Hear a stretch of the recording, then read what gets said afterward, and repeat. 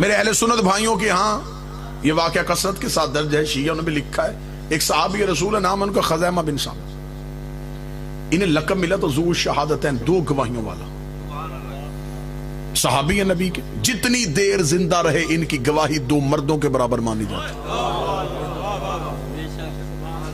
نبی نے ذو شہادتین کا لقب بھی جو ہے وہ بڑی حکمت کے ساتھ دیا، تاکہ جہاں یہ جائے لوگ اسے لقب سے بلائیں، لوگ پوچھیں اسے لقب کیوں ملا ہے، پھر واقعہ دہرایا جائے.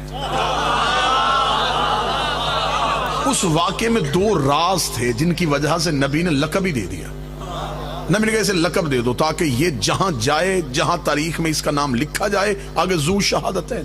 اور یہی ہوا ہے، جس بھی کتاب میں اس کا نام لکھا نا ذو شہادتین، آگے بریکٹ میں واقعہ لکھا ہے. اکیلا صحابی کا نام ہوتا تو پھر واقعہ تو ہم بھول جاتے. ذو شہادتین، 2 گواہیوں والا. کیا گواہی دی تھی اس نے؟ نبی کے پاس ایک یہودی آیا تھا، اس نے کہا مسلمانوں کا پیغمبر آپ نے مجھ سے کوئی قرض لیا ہے. نبی نے کہا میں تو تجھے نہیں جانتا. اس نے کہا میرے پاس گواہ ہے. اسے بغل سے یہودی کھڑا کیا، اسے کہا میں گواہی دیتا ہوں آپ نے قرض لیا تھا. یہودی کا آپ کے پاس کوئی گواہ ہے؟ آپ کے پاس کوئی گواہ ہے؟ رسالت میں آپ خاموش تھے، یہ خزیمہ آ گئے. یا رسول اللہ کیا ماجرا ہوا؟ فرمایا یہ یہودی دعویٰ کرتا ہے کہ میں نے اس سے قرض لیا جبکہ میں نے تو نہیں لیا، اور یہ مجھ سے گواہ مانگ رہا ہے. خزیمہ نے یوں اس کی طرف دیکھا، میں گواہی دیتا ہوں قرض ہمارے نبی نے نہیں لیا. اتنا کہنا تھا، یہودی شرمندہ ہو کے چلا گیا. نبی نے خزیمہ کی طرف دیکھا، خزیمہ تو نے گواہی کیسے دے دی ہے؟ خزیمہ نے دونوں ہاتھ نبی کے قدموں پہ رکھے کہا آپ نے کہا اللہ ہے، میں نے دیکھا تھا. آپ نے کہا جنت ہے، میں نے دیکھی. آپ نے کہا فرشتہ ہے، میں نے دیکھا. آپ نے کہا میں نے نہیں لیا، تو میں نے آپ کے کہنے پہ گواہی دے دی ہے، کیونکہ آپ کو تسلیم کرنے کا حکم ہے، آپ پہ تحقیق کرنے کا حکم نہیں ہے. جو ہاتھ اٹھ گیا اسے ابھی دوسرا نتیجہ دے دیتا ہوں. نبی نے اسے ذو شہادتین کیوں کہا؟ تاکہ گلی گلی یہ واقعہ پڑھا جائے اور دنیا کو پتا چلے پہلی بار معصوم سے یہودی نے گواہ مانگا تھا، تاکہ دنیا کو پتا چل جائے.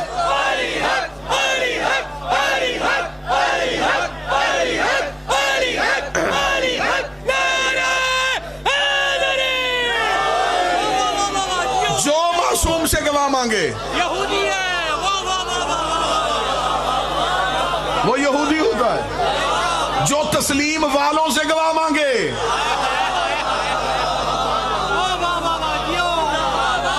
کیسا تیر نشانے پہ گیا ہے. جو تسلیم والوں سے گواہ مانگے وہ یہودی. انہیں تسلیم کرنے کا حکم ہے، تحقیق کرنے کا حکم. ان گنت واقعات ہیں. یہیں پہ رک جاؤں تو اتنی بات پھیل جائے گی، سمیٹنا مشکل ہو جائے. ایک عورت نبی کی مخبری کا خط اپنے بالوں میں چھپا کے جا رہی. واقعہ تاریخ میں کثرت سے لکھا. نبی نے ایک صحابی سے کہا اس عورت کے پاس ایک خط ہے، وہ خط لے کے آ. وہ گیا، اس نے جا کے کہا بی بی تیرے پاس کوئی خط ہے؟ تسلیم سمجھانے لگا، تیرے پاس کوئی خط ہے؟ اس نے کہا مجھے تیری شجاعت کی قسم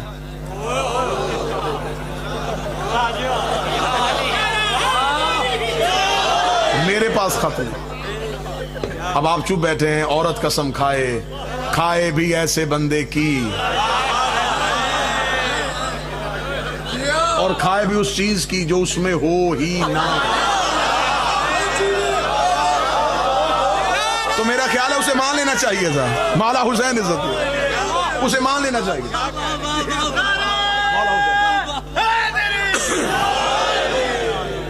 اسے مان لینا چاہیے تھا. اس نے فوراً کہا، اس نے کہا اچھا، اسے مان لیا. واپس آیا، یا رسول اللہ اس کے پاس خط نہیں ہے. رسول بھی سمجھانا چاہتے تھے.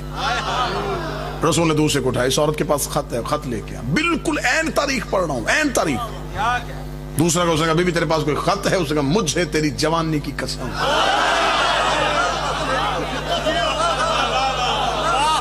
کیا کہنے میری قوم کے حاضر دماغی کے.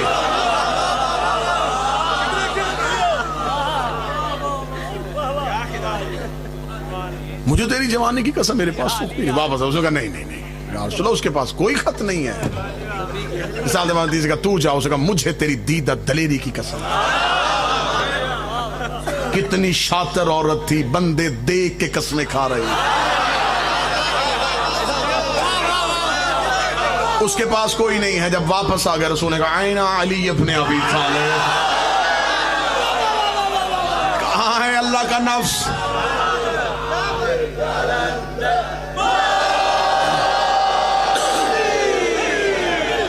کہاں ہے نفس پروردگار؟ سنی کتابوں میں واقعہ درج نہ ہو, گردن کٹوانے کے لیے تیار ہو. نبی نے فرمایا علی کہاں ہے؟ علی اپنے مقام سے اٹھے. فرمایا علی اس عورت کے پاس خط ہے, وہ خط لے کے امیر المومنین وہاں گئے. امیر المومنین نے جا کے پوچھا علی تیرے پاس خط ہے؟ علی نے اپنے بائیں ہاتھ کو بڑھا کے دائیں ہاتھ سے تلوار نکلا. او بدبخت عورت, وہ خط یہاں رکھ جس کی خبر مجھے مخبر صادق نے دی ہے.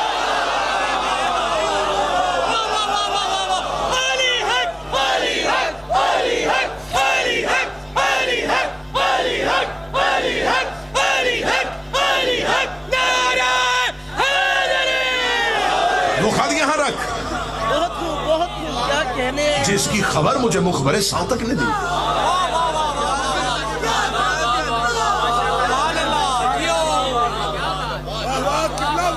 تسلیم کی منزل پہ تھا.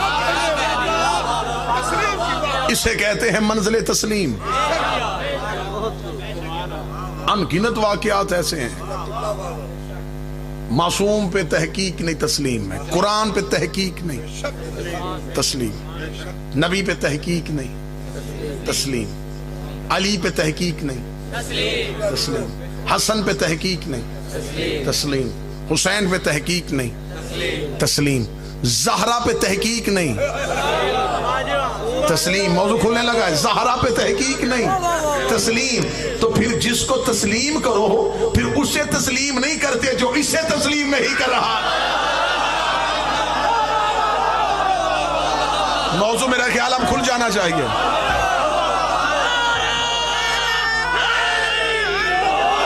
اگر سیدہ کو تسلیم کیا گیا تو پھر انہیں کیوں تسلیم کیا گیا؟ جنہوں نے سیدہ کو تسلیم نہیں کیا تھا کیونکہ جو گواہ مانگ رہا تھا وہ تحقیق والا تھا.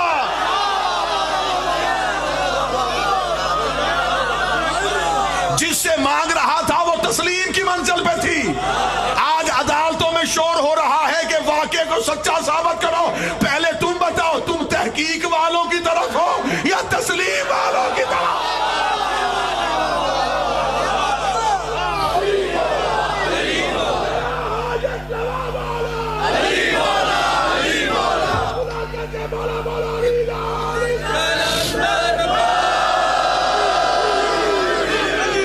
مولا حسین عزت عطا. بسم اللہ. یہ کیس ہمیشہ کے لیے بند ہو جائے اگر ہم اسے اس زاویے سے دیکھیں. کوئی مسلمان ایسا نہیں جو مصلی پہ ان پہ درود نہ پڑھتا ہو. ہر فرقے والا ان پہ درود پڑھتا ہے اور وہ درود میں انہیں تسلیم کرتا ہے. کیا کہنے تیری دوہری پالیسی کے, مصلی پہ تسلیم کر رہا تھا.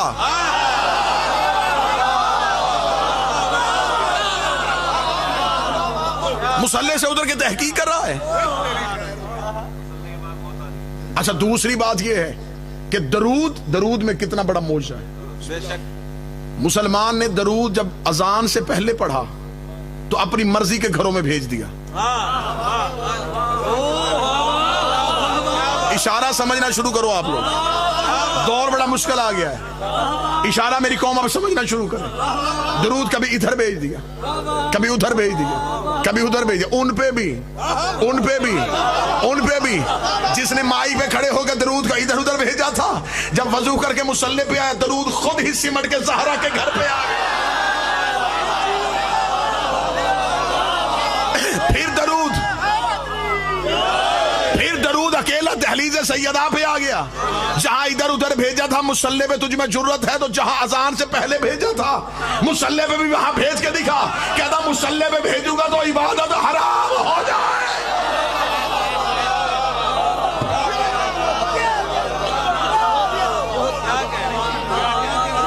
مولا حسین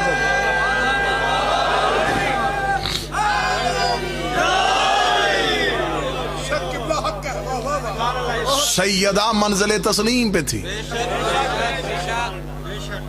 شہزادی کو تسلیم کرنا تھا. میں فضائل پڑھ رہا ہوں, میں موضوع کھل گیا, تحقیق اور تسلیم کی منازل سے گزر گئے. درود کی فضیلتیں, درود کے راز, یہ ہمارا موضوع رہے گا, اور انہی پہ جناب سیدہ کو ہم پڑھیں.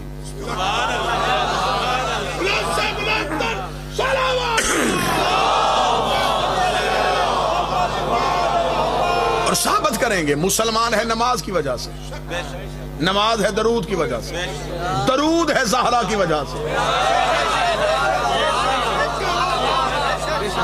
ابھی تک تو مسلمان کو اصل درود کی سمجھ ہی نہیں آئی.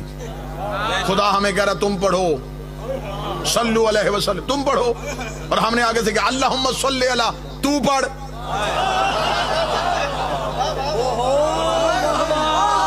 میرا خیال ہے کہ آپ کو لفظ کی سنجیدگی کا اندازہ نہیں ہوا. خدا نے کہا یا ایھا الذین آمنوا صلو علیہ, اے ایمان والو صلو کرو ان پہ. اس نے ہمیں صلو کا حکم دیا, درود پڑھو. ہم نے آگے سے کیا کہا اللہم صلی علی محمد والے, اے میرے اللہ تو درود پڑھ. وہ کہہ رہا ہے تم پڑھو, ہم کہہ رہے تو پڑھ. پھر اصل میں درود کیا ہے؟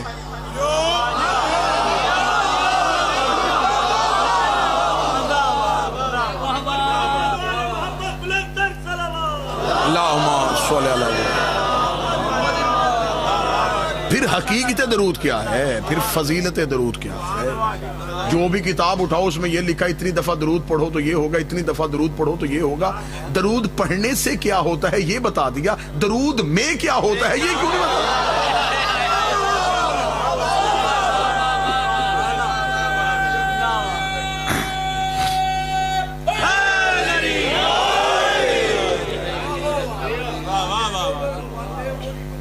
خدا کہہ رہا ہے کہ میں اور میرے فرشتے پڑھ رہے ہیں. یہ نہیں کہا کہ میں نے فرشتوں کو بھی حکم دیا کہ وہ بھی پڑھو, نہیں, ہم پڑھ رہے ہیں.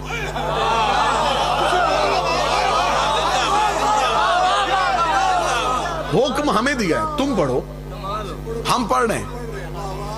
اور وقت بھی نہیں بتایا, زمان و مکان بھی نہیں بتایا, جب سے ہیں تب سے پڑھ رہے ہیں.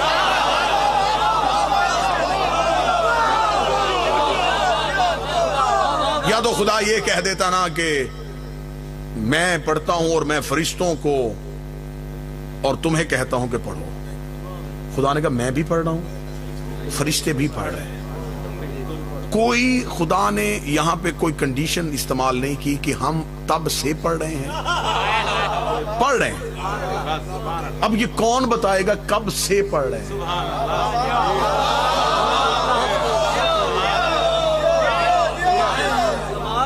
یہ جو خدا نے کہا تم پڑھو, کیا مجھے مولوی بتا سکتا ہے کہ یہ جو خدا نے امر دیا ہے اس میں آدم آ رہا ہے؟ اس کا مطلب آدم کو بھی حکم آ رہا ہے کہ تم بھی پڑھ. آدم بھی پڑھ رہا ہے. اس کا مطلب کہ آدم سے بھی پہلے پڑھا جا رہا تھا.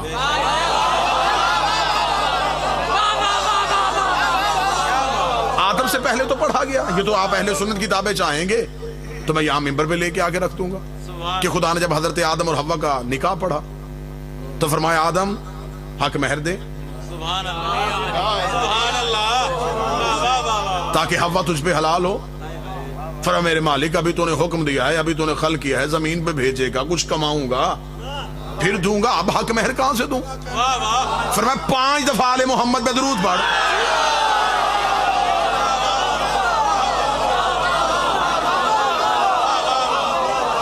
درود پڑھ تاکہ حوا حلال ہو. آل محمد پہ درود پڑھنا مسلمان ہونے کی نشانی نہیں, حلالی ہونے کی نشانی ہے.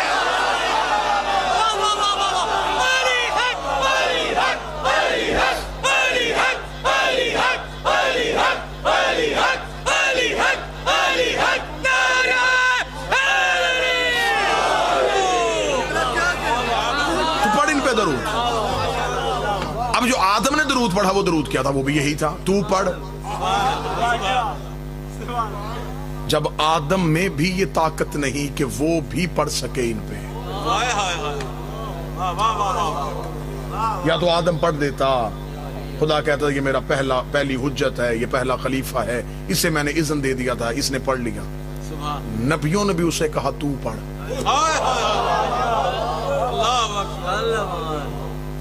اب اگلی مجلسوں میں یہ راز کھلے گا کہ وہ کیا وجہ تھی جو اللہ اپنے سوا کسی زبان پہ وہ درود دیکھ ہی نہیں رہا تھا.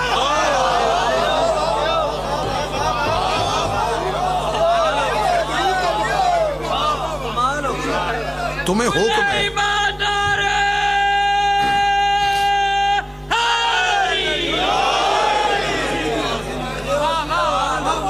نبی بھی کہتے ہیں تو پڑھ. جب نبیوں میں یہ جرت نہیں کہ وہ محمد و آل محمد پہ اپنی مرضی کا درود پڑھیں، جب کوئی زبان اس قابل ہے ہی نہیں، ان پہ درود پڑھنے کے لیے لہجہ بھی پروردگار کا چاہیے.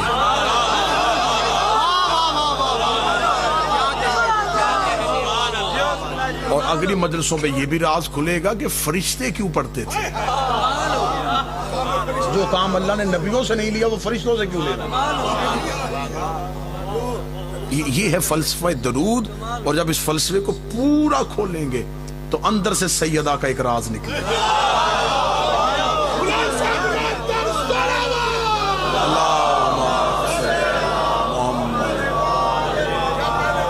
بسم اللہ.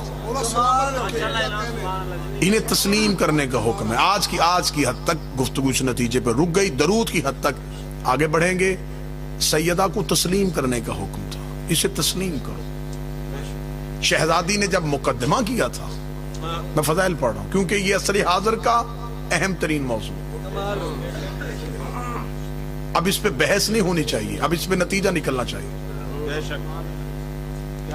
اب اس موضوع کو منبر سے اتنا پڑھنا چاہیے یہ بچے بھی مناظر ہو جائیں. میں نے پورے ملک میں ایک بات کی اور آج میں ملتان میں پہلی دفعہ یہ بات کرنے لگا. ویڈیو کیمرے کے ذریعے پوری دنیا میں یہ بچے ملتان عزاداری والے پوری دنیا کو یہ مجلس دکھا رہے ہیں. اللہ ان کی توفیقات میں اضافہ فرمائے. میں اس کیمرے کے توسل سے پوری دنیا میں ایک پیغام پہنچانا چاہتا ہوں. جناب سیدہ کے حق سے لوگوں کا آشنا نہ ہونا حقائق کے نہ ہونے کی دلیل نہیں، منبر کی بزدلی کی علامت ہے. میرا خیال ہے جو اس لفظ کو سمجھا یہ نہیں ہے کہ حقائق نہیں، حقائق ہیں. منبر کی بزدلی کی علامت. اگلی سطر کہوں گا تو جو ذہن چپ ہے وہ بھی تائید کرے گی. ہم نے امام حسین کا قتل اتنا پڑھا لوگ ڈرتے ہمارے سامنے یزید کا نام نہیں لیتے.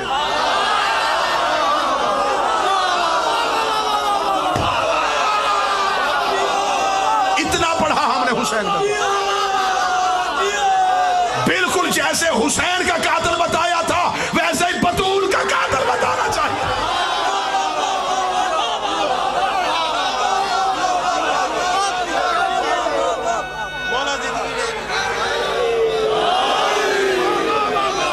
ایسے سیدہ کا قاتل بتانا چاہیے.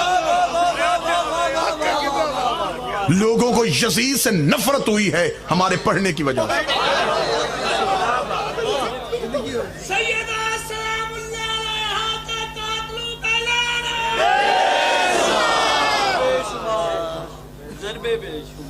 ہم نے کہا نہیں اتحاد قائم ہو جائے. بھائی اتحاد ہوتا ہے عقیدے میں رہ کے. اتحاد عقیدے کے اندر رہ کے ہوتا ہے. اگر آپ کو اتنے اتحاد کی بات ہے تو آپ کشمیر پہ بات کیوں کرتے ہیں؟ کیا کشمیر کے ایشو پہ بات کرنے سے آپ کے دوسرے ملکوں کے ساتھ اتحاد خراب نہیں ہو رہا ہے؟ لیکن آپ کشمیر پہ بات کر لیتے ہیں. آپ کا پرائم منسٹر اقوام متحدہ پہ بات کرے تو آپ اس کو سراہتے ہوئے نہیں تھکتے. بہت اچھی بات ہے. آنکھوں میں آنکھیں ڈال کے بات کی ہے جی. اس نے کس میں بات کی ہے جی؟ کشمیر پہ. کشمیر میں کیا ہے؟ وہ کہتے جی ہماری جاگیر ہے، قبضہ کر لیا ہے ہندو نے. اس کا مطلب ہندو تیری جاگیر پہ قبضہ کر لے تو ہندو پہ لعنت ہو سکتی ہے. کوئی مسلمان محمد کی بیٹی کی جاگیر پہ قبضہ کر لے.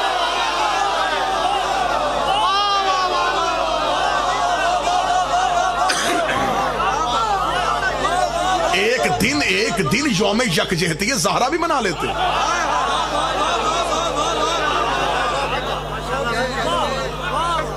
ایک ایک دن سیدہ کے حق کی بات بھی کر لیتے. آپ کس کس فورم پہ نہیں گئے؟ آپ بیٹھے ہوئے تھے, آپ بات کرتے, آپ محبت سے بات کرتے, آپ لوگوں تک حق پہنچاتے. تو پہنچایا نہیں گیا, ممبر کی بزدلی کی علامت. خبر تھی یہ بات کریں گے, جان خطرے میں, روزگار خطرے میں, کیریئر خطرے میں. میری مجبوری ہے, میرا پیشہ شیعہ نہیں, مذہب شیعہ ہے.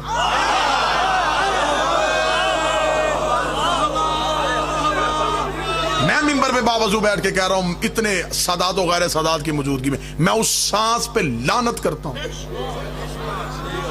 جس میں سیدہ کی وکالت نہ ہو. ہم دیوار سے لگائے نہیں گئے, ہم خود ہی لگ گئے. ہم نے جناب سیدہ کا حق چھپا لیا. ہمارے سامنے کھڑے ہو کے لوگوں نے سیدہ کا دشمن کا نام عزت سے لیا. کیوں لیا؟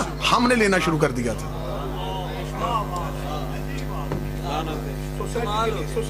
اب میں نام نہیں لوں گا اور میں اشارہ کر دوں گا. جنہوں نے زہرا کا مال خمس کھایا تھا وہ بھی زہرا کی بات نہیں کر رہے.